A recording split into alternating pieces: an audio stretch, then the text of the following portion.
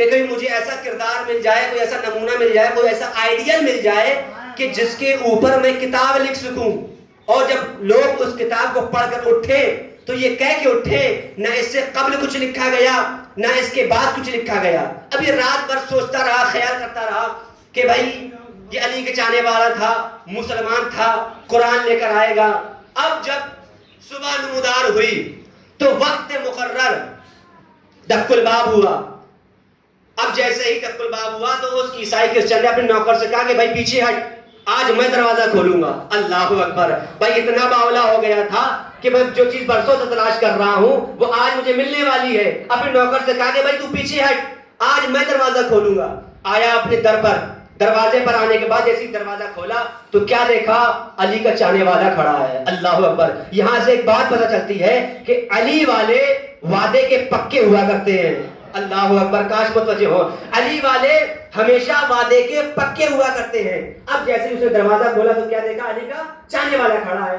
تو اس عیسائی کرسچن نے دائیں دیکھا، بائیں دیکھا، تو عیسائی کرسچن کہتا ہے علی کے چاہنے والے سے کہ بھائی تو بڑا جھوٹا ہے، تو کل یہ کہہ کے گیا تھا کہ میں کردار ساتھ لے کر آؤں گا، نمونہ ساتھ لے کر آؤں گا، آئیڈیل ساتھ لے کر آؤں گا، تو خالی چلا آیا، تو کسی کو بھی نہیں لایا۔ تو علی کے چاہنے والا کہتا ہے بھائی تو پریشان کیوں ہوتا ہے؟ علی کے چاہنے والے نے سیدھا ہاتھ بلند کیا، اس میں ایک تھیلا تھا۔ اب جیسے ہی اس نے یہ ہاتھ بلند کیا تو اس عیسائی کرسچن نے غصے کی حالت میں اس تھیلے کو لیا اور اپنی لائبریری میں آ گیا، اور وہ علی کا چاہنے والا اپنے گھر چلا گیا، اپنے بیت چلا گیا۔ اب یہ عیسائی کرسچن آیا اپنی لائبریری میں اور ٹیبل کے اوپر، میز کے اوپر اس کے تھیلے کو رکھا۔ رکھنے کے بعد کافی دیر تک یہ سوچتا رہا کہ بھائی مسلمان تھا، قرآن لایا ہوگا، علی کے چاہنے والا تھا، قرآن لایا ہوگا۔ تو ایک مرتبہ خیال کرتا بھائی چل دیکھ ہی لیتے ہیں آخر اس تھیلے میں، اس بیگ میں ہے کیا چیز۔ تو وہ عیسائی کرسچن اپنی کتاب میں لکھتا ہے کہ بھائی جب جیسے ہی میں نے اس بیگ میں، اس تھیلے میں ہاتھ ڈالا تو کوئی موٹی چیز تھی، جب میں نے اس کو باہر نکالا تو وہ قرآن نہ تھا، اس کی جلد پہ لکھا تھا نہج البلاغہ۔ اللہ اکبر! کاش متوجہ ہو، کاش متوجہ ہو، خدا کو سلامت رکھے، یہ اٹھتے ہوئے ہاتھ، بولتی ہوئی زبان کسی کا محتاج نہ بنائے۔ اب جیسے ہی اس نے یہ دیکھا کہ اس کی جلد پہ لکھا ہے نہج البلاغہ، تو وہ عیسائی کرسچن کہتا ہے کہ میں نے ایک مرتبہ نہج البلاغہ کو پڑھا، 2 مرتبہ پڑھا، 23 مرتبہ پڑھا، 34 مرتبہ پڑھا۔ وہ عیسائی کرسچن اپنی کتاب میں، اپنی بک میں لکھتا ہے کہ میں نے 27 مرتبہ علی کو کلام پڑھا، اور پڑھنے کے بعد علی کے کلام کو، علی کے کتاب کو بند کیا، بند کرنے کے بعد چوما، چومنے کے بعد اپنے اوپر لعنت کرنا شروع کی۔ اللہ اکبر! کاش متوجہ ہو، اور اپنے اوپر لعنت کرنا شروع کی۔ اب جیسے ہی اس عیسائی کرسچن کے کارندوں نے دیکھا، غلاموں نے دیکھا کہ بھائی ہمارے حضور، ہمارے آقا اپنے اوپر لعنت کر رہے ہیں، تو ایک مرتبہ اس کے سپاہی کہتے ہیں کہ آقا حضور کیا بات ہے، آپ اپنے اوپر لعنتیں کیوں کر رہے ہیں؟ تو وہ عیسائی کرسچن کہہ گیا ہے میں یہ کہہ رہا تھا میں ایک ایسی کتاب لکھوں گا کہ لوگ جو اس کو پڑھنے کے بعد یہ کہے کہ نہ اس سے قبل کچھ لکھا گیا نہ اس کے بعد کچھ لکھا گیا۔ میں تو ایک کتاب کی بات کر رہا تھا، میں اب ایک کتاب نہیں، اب ہزاروں کتاب لکھی جائیں گی۔ ایک کتاب علی کی شجاعت پہ لکھوں گا، ایک کتاب علی کی سخاوت پہ لکھوں گا، ایک کتاب علی کی بہادری پہ لکھوں گا، ایک کتاب علی کی دلیری پہ لکھوں گا، ایک کتاب علی کی کریمی پہ لکھوں گا، ایک کتاب علی کی شجاعت پہ لکھوں گا، ایک کتاب علی کی بلندی پہ لکھوں گا۔ اما بھائی لکھے تو کتاب تو لکھی تو اسی کے اوپر جاتی ہے نا جس کے اندر یہ ساری خصوصیات موجود ہو۔ اللہ اکبر! جس کے اندر یہ ساری کوالٹیز موجود ہو، پکڑ کر لے آؤ سڑک سے کوئی گھسے آ رہا، ایک پنہ لکھنا بھاری ہو جائے گا۔ وہ عیسائی کرسچن کہتا ہے کہ جو اب میں نے اس نہج البلاغہ کو پڑھنے کے بعد جو کتاب لکھی، اس کتاب کا نام رکھا صوت العدالت الانسانیہ۔ صوت العدالت الانسانیہ، عدالت انسانی کی آواز۔ کون؟ علی۔ اللہ اکبر! کاش متوجہ ہو، عدالت انسانی کی آواز علی۔ اب جیسے ہی اس نے یہ 5 سال تقریباً یہ محنت کی اس نے کتاب لکھنے میں، وہ اپنی کتاب اسی صوت العدالت الانسانیہ میرے پاس موجود ہے، اردو میں، ہر زبان میں مل جائے گی آپ کو، اردو میں، فارسی میں، عربی میں، انگلش میں، ہر زبان میں موجود ہے، گوگل پہ آپ سرچ کر کے دیکھ سکتے ہیں۔ صوت العدالت الانسانی، عدالت انسانی کی آواز۔ کون؟ علی ابن ابی طالب۔ اب 5 سال لگے اس کو محنت کرنے میں، کتاب لکھنے میں، لکھی۔ اب لکھنے کے بعد اس کتاب کو اس نے بغل میں دبایا، عیسائی تھا، کرسچن تھا، تو اس نے سوچا کہ بھائی اس کتاب کو چھپوایا جائے۔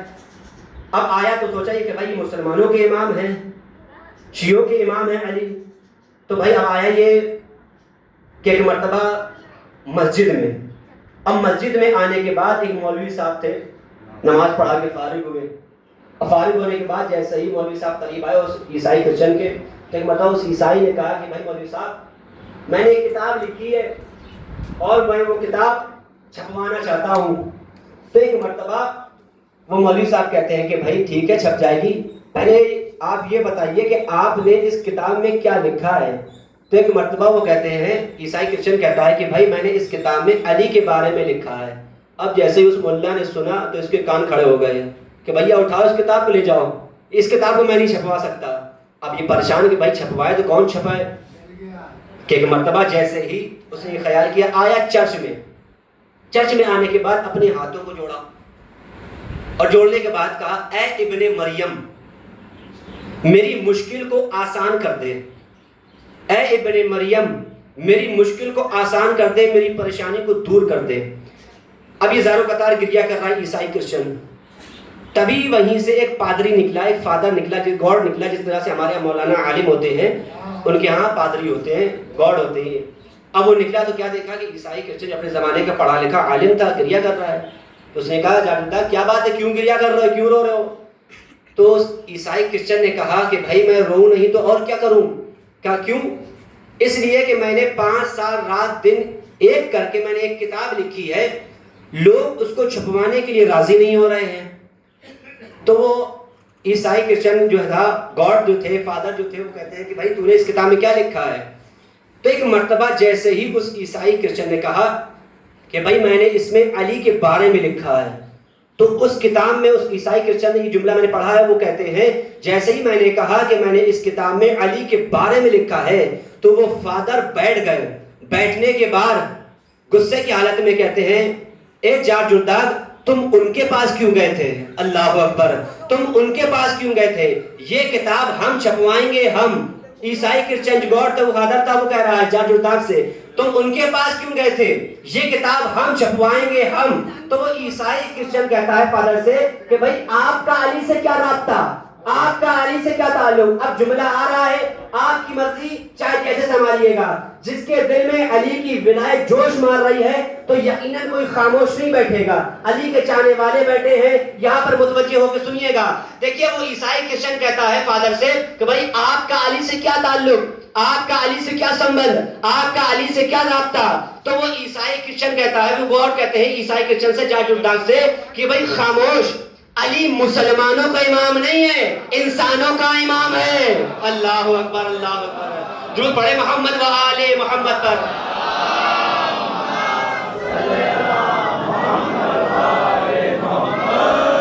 یہ جو ہے وہ مسلمانوں کا امام نہیں ہے، انسانوں کا امام ہے۔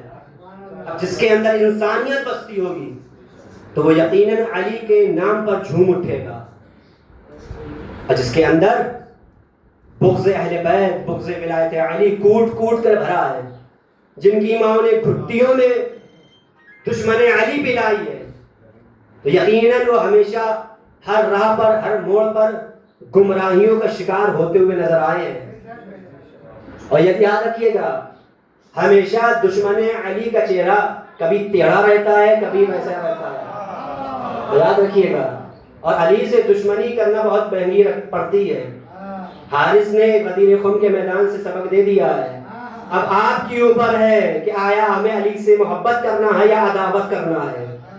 اللہ نے پتھر بھیج کر بتا دیا حارث کے اوپر کہ جو علی سے دشمنی کرتا ہے میں اس کے اوپر پتھر کا عذاب نازل کر دیتا ہوں۔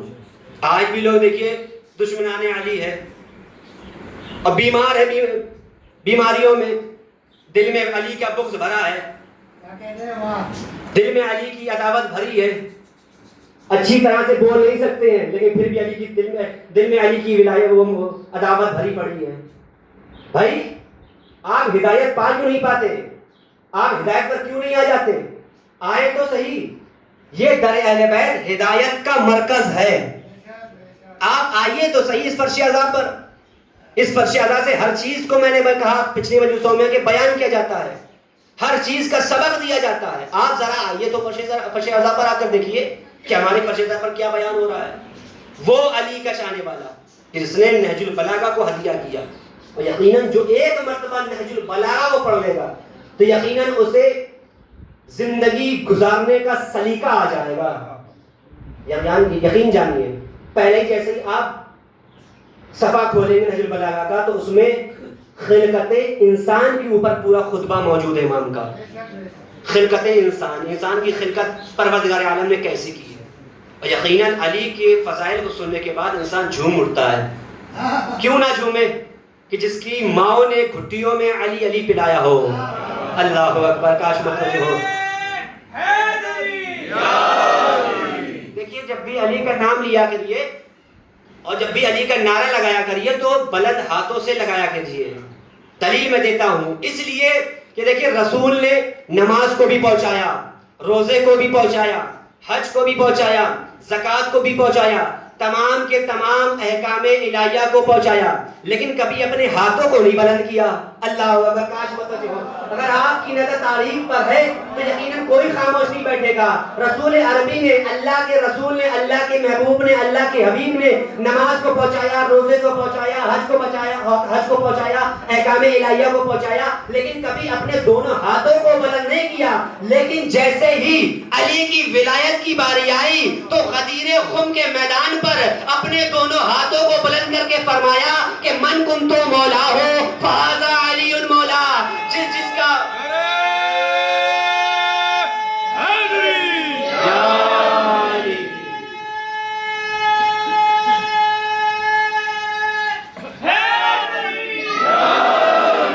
سلامت رہیے، اڑتے ہوئے ہاتھ کسی کا محتاج نہ بنائے. علی کے فضائل پر بولتی ہوئی زمانے کبھی کسی بیماری میں مفلوج نہ ہو، کسی بیماری میں ملوث نہ ہو. خدا آپ کو سلامت رکھے، خدا آپ کی عمروں کو طولانی فرمائے. اور یقیناً علی کی فضائل پر، علی کی ولایت پر، علی کی مناقب پر، علی کی مدح پر بولتا وہی ہے کہ جس کی ماں نیک ہو ابا ایک ہو. یاد رکھیے گا، ماں نیک ہو ابا ایک ہو. علی کی ولایت پر وہی بولتا ہے. سلامت رہے، زندہ باد. علی کی ولایت کوئی معمولی چیز نہیں ہے. علی کی ولایت مرکز دین ہے، مرکز اسلام ہے. اس لیے کہ علی کی ولایت کے بغیر تمام کی تمام عبادت فضول ہے. علی کی ولایت کے بغیر ساری عبادت بیکار ہے. آپ نمازوں پہ نمازیں پڑھتے چلے جائیں، اگر دل میں علی کی ولایت نہیں ہے تو وہ نماز منہ پہ مار دی جائے گی. آخری بات، آخری جملہ، اس کے بعد ربط مسائل. پیغمبر اکرم صلی اللہ علیہ وآلہ وسلم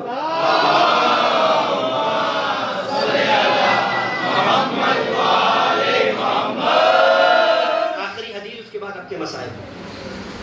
ہمارے آخری نبی نے، خاتم الانبیاء نے، اللہ کے رسول نے، اللہ کے حبیب نے فرمایا یا علی، اگر کوئی انسان نمازوں پہ نمازیں پڑھے، حج پہ حج کرے، زکوٰۃ پہ زکوٰۃ دے، خمس پہ خمس نکالے، حج بیت اللہ کرنے کے لیے جائے، صفا اور مروہ کے درمیان صحیح کرتا ہوا حالت مظلومیت کی حالت میں شہید بھی ہو جائے، اور کوہ طور کی برابر، پہاڑ کی برابر اگر وہ راہ خدا میں سونا بھی خیرات کر دے، اور اس کے دل میں اگر علی تمہارے لیے رائی کے دانے کے برابر بھی عداوت ہوگی تو قسم خدا کی اے علی، اس پروردگار اس کو اوندے منہ جہنم میں ڈال دے گا. اللہ اکبر، اللہ اکبر. اوندے منہ پروردگار اس کو جہنم میں ڈال دے گا. اگر جس کے دل میں، جس کے قلب میں، جس کے دل میں رائی کے دانے کے برابر بھی علی کے لیے بغض ہوگا، علی کے لیے عداوت ہوگی. تمام کی میں نے اپنی گفتگو، یہی ولایت علی جو تھی کہ جس کے لیے امام نے، مظلوم کربلا نے، زہرا کے لان نے مدینے سے خروج کیا تھا کہ تاکہ نانا کا دین بچ سکے اور خدا کی شریعت بچ سکے. اس لیے کہ یزید چاہتا تھا جو حلال محمدی ہے وہ حرام ہو جائے اور جو حرام محمدی ہے وہ حلال ہو جائے. وہ بھائی بہن کے رشتے کو پامال کرنا چاہتا تھا، لیکن حسین مظلوم نے اپنا سر دے کر بھائی بہن کے رشتے کو بچایا ہے. وہ بیٹے اور ماں کے رشتے کو پامال کرنا چاہتا تھا یزید، لیکن حسین نے اپنے گھر کو قربان کر کے بیٹے اور ماں کے رشتے کو بچایا ہے.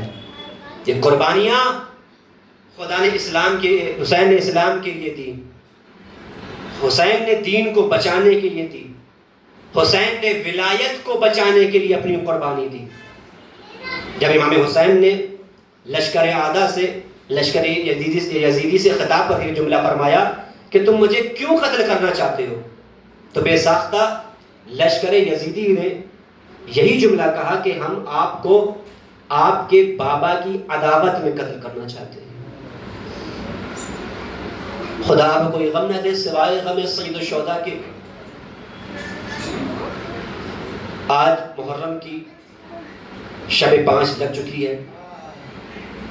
دھیرے دھیرے یہ چاند 10ویں کی طرف بڑھ رہا ہے.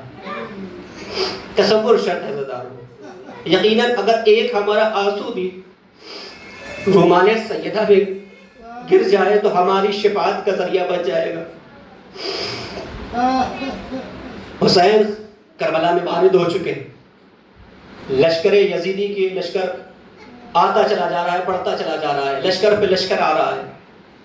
حسین کا بچپن کا دوست بھی آیا، حبیب مزار. جب حسین مکے سے نکل رہے تھے تو درمیان میں امام حسین نے کسی لشکر کو آتے ہوئے محسوس کیا. امام وہی ہوتا ہے جو غیب کی باتوں کا علم رکھتا ہے، اس لیے کہ ہم امام اسے مانتے ہی نہیں ہیں جو غیب کی باتوں پر علم نہ رکھتا ہو، جو غیب کی باتوں سے آشنا نہ ہو. امام نے یہ احساس کیا، محسوس کیا کہ کوئی قافلہ آ رہا ہے ہماری طرف. تو ایک مرتبہ مولا عباس سے اور مولا علی اکبر سے کہا، اے عباس میرے بھائی ذرا بڑھ کے دیکھو کہ کون آ رہا ہے. تو ایک مرتبہ ابھی مکے سے نکلے ہیں، درمیانی راستے میں خیمہ لگایا، نصب کیا اور وہیں پر رکے. تو ایک مرتبہ کیا دیکھا مولا عباس نے؟ کہا مولا کوئی لشکر آ رہا ہے ہماری جانب، ہمارے قریب. تو ایک مرتبہ آقا حسین نے کہا آنے دو. جب وہ لشکر قریب آیا تو وہ لشکر کوئی اور لشکر نہیں تھا بلکہ حر ابن یزید الریاحی کا لشکر تھا. اب جیسے ہی حسین مظلوم کے قریب آیا تو ایک مرتبہ امام حسین نے کیا دیکھا، محسوس کیا کہ لشکر یزید پیاسا ہے، لشکر یزید پیاسا ہے. تو ایک مرتبہ امام حسین نے محسوس کیا کہ لشکر حر کا جو رہوار ہیں، گھوڑے بھی ہیں، جانور بھی جو ہیں وہ بھی پیاس سے جا بلب ہیں. تو ایک مرتبہ مولا عباس سے آقا حسین نے کہا، اے عباس ذرا حر کو پانی پلا دو، حر کے لشکر والوں کو پانی پلا دو. کتنا صابر ہے امام حسین، کتنا صابر ہے، کتنا مظلوم ہے حسین کہ جو اپنے دشمن کو بھی پانی پلا رہا ہے. اللہ اکبر. تو ایک مرتبہ عباس نے لشکر حر کو پانی پلایا، گھوڑوں کو سیراب کیا. تو ایک مرتبہ امام حسین چلنا چاہتے ہیں، تو ایک مرتبہ سارے مصاحبوں کو چھوڑتے ہیں، امام حسین چلنا چاہتے ہیں تو ایک مرتبہ حر آگے بڑھ کر امام کا راستہ روکتا ہے. راستہ روکنے کے بعد ایک مرتبہ حر ایسی جرات کرتا ہے کہ حر نے اپنے ہاتھ کو حسین کی لگام پر رکھا، حسین کی لگام پر رکھا. تو ایک مرتبہ قسم خدا کی حسین نے پلٹتے ہی ایک جملہ کہا کہ اے حر تیری ماں تیرے سوگ میں بیٹھے. قسم خدا کی یہ جملہ عرب میں بہت جب قیامت برپا ہوتی تب کہا جاتا تھا.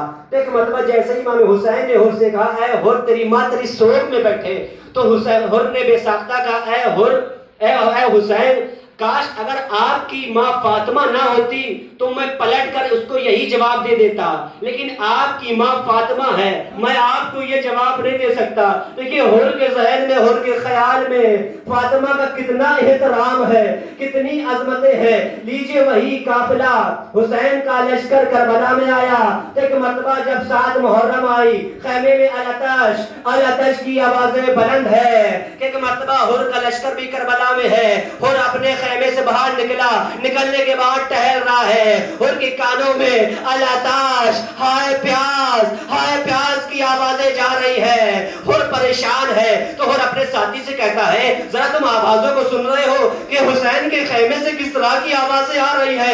العطش، ہائے پیاس کی آوازیں آ رہی ہے۔ لیکن تاریخ نے اس جملے کو نہیں رقم کیا ہے، لیکن علماء بیان کرتے ہیں، علماء کا یہ خیال ہے کہ خیمہ حسینی سے فقط العطش کی آوازیں بلند ہو رہی تھی، الجو، ہائے بھوک کی آواز کبھی نہیں سنی تھی، اس لیے کہ وہ مالک محشر تھے، مالک کائنات تھے، وہ بتانا چاہتے تھے کہ ہم کتنے پیاسے ہیں۔ فقط ایک آواز آ رہی تھی، ہائے پیاس، کہ ہر پریشان ہے، کرے تو کیا کرے۔ ایک مرتبہ ہر اپنے آپ کو دیکھتا ہے، جنت اور جہنم کے درمیان دیکھ رہا ہے، ہر کرے تو کیا کرے۔ ایک مرتبہ ہر نے اپنے بیٹے کو لیا، لینے کے بعد اپنے غلام کو لیا، اور لینے کے بعد حسین کی جانب پڑھنا چاہتا ہے۔ ایک مرتبہ ہر اپنے بیٹے سے کہتا ہے بیٹا ذرا میرے ہاتھوں کو پس پشت باندھ دو، اس لیے کہ انہی ہاتھوں سے زہرا کے لال کے لگام پر ہاتھ رکھا تھا، میں نہیں چاہتا کہ یہ گناہگار حسین کے سامنے اس طرح سے جائے۔ لیجئے ہر کے ہاتھوں کو ہر کے بیٹے نے پسے پشت باندھا۔ ایک مرتبہ ہر چلا، ہر کا بیٹا علی ابن ہر بھی چلا، ہر کا غلام بھی چلا۔ ایک مرتبہ حسین نے دیکھا کہ ہر آ رہا ہے، تو حسین نے عباس سے بڑھ کر کہا عباس ہمارا مہمان آ رہا ہے، ذرا بڑھ کر استقبال کرو۔ علی اکبر، ہر کا بیٹا علی آ رہا ہے، علی اکبر ذرا بڑھ کر استقبال کرو۔ لیجیے عباس دلاور آگے بڑھے، علی اکبر آگے بڑھے، ہر کا استقبال کیا، ہر کے بیٹے کا استقبال کیا، ہر کے غلام کا استقبال کیا۔ کتنا رحیم ہے حزیرہ کا لال حسین ابن علی۔ ایک مرتبہ جیسے ہی ہر امام حسین کے قریب آیا، ہاتھوں کو جوڑتا ہے، ہاتھ پسے پشت بندھے ہوئے ہیں، ہاتھوں کو کھولنے کے بعد، کھلوانے کے بعد اپنے ہاتھوں کو جوڑا، اور جوڑنے کے بعد کہتا ہے یا آقا، اے آقا حلی من توبہ، کیا میری توبہ قبول ہے؟ تو ایک مرتبہ امام حسین کہتے ہیں اے ہور تو دنیا میں بھی آزاد ہے، تو آخرت میں بھی آزاد ہے، سارے مصائبوں کو چھوڑتے ہوئے۔ ایک مرتبہ اور کہتا ہے اے آقا مجھے اب اجازت دیجئے تاکہ میں اپنی جان کو آپ پر قربان کر سکوں۔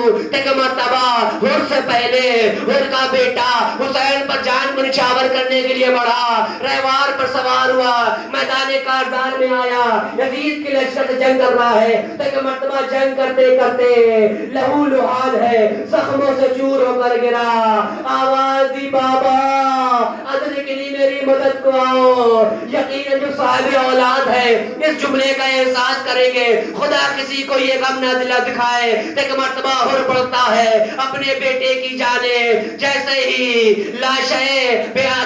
ہر اپنے بیٹے کے لاشے قریب پہنچتا ہے تو عجیب منظر دیکھتا ہے کہ ان سے پہلے حسین میرے بیٹے کے لاشے کے قریب ہے۔ ایک مرتبہ اور کہتا ہے اے آقا یہ غلام کا لاشا ہے، آپ آقا ہیں۔ ایک مرتبہ آخری فکرہ ہے، اس کے بعد رحمت تمام۔ ایک مرتبہ اور کہتا ہے آقا یہ غلام کا لاشا ہے، آپ آقا ہیں۔ ایک مرتبہ حسین کہتے ہیں اے ہور ذرا پیچھے ہٹ جا، یہ باپ اور بیٹے کا معاملہ ہے، تجھ سے جوان بیٹے کی لاش نہ اٹھائی جائے گی۔ میں کہوں گا اے آقا ذرا اثر عاشور دیکھیے گا، علی اکبر زمین سے زمین پر آئیں گے، آواز دیں گے، 56 برس کا بوڑھا باپ کہ جو آواز دے رہا ہے اے بنی ہاشم کے بچوں آؤ آؤ، جوان کا لاشا ہے، مجھ سے سنبھالا نہیں جاتا۔